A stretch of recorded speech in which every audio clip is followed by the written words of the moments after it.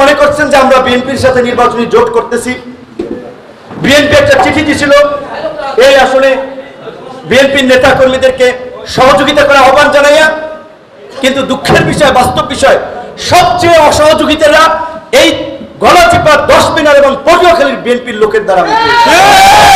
এটা আমার জেলার নেতারাও আমাদের দল করার কারণে সরকারি আইন কর্মকর্তা একজন জিপি তাকেও লাঞ্ছিত করেছে বিএনপি পন্থী আইনজীবীরা। কথা বলবো না, অবশ্যই বলবো।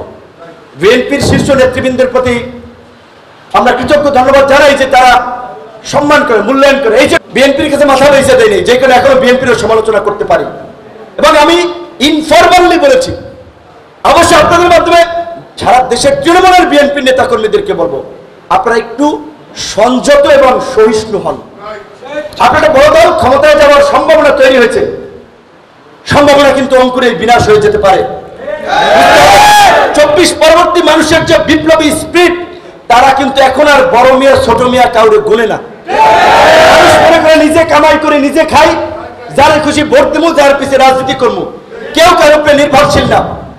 তো গলাচিপা 10 মিনায় বিএনপি একটা চিঠি দিয়েছিল তার নেতা কর্মীদেরকে আমাকে বা আমাদেরকে সহযোগিতা করার জন্য। সেইখানে যদি সহযোগিতার নমুনা হয় উল্টো এই ধরনের অসহযোগিতা এবং পদে পদে আমাদের লোকজনের সাথে ঝামেলা। ঈদের সময় দেখেছেন 10 মিনিট প্রোগ্রাম করতে গিয়েছি, সেইখানে বিএনপির লোকের বাধা, এইখানে বিপিনের প্রোগ্রাম চলবে না। বিভিন্ন জায়গায় নেতা কর্মীদেরকে ঝামেলা করে, হামলা করে এই রচন্দি তালতরি ঘটনাটি ঘটলাম।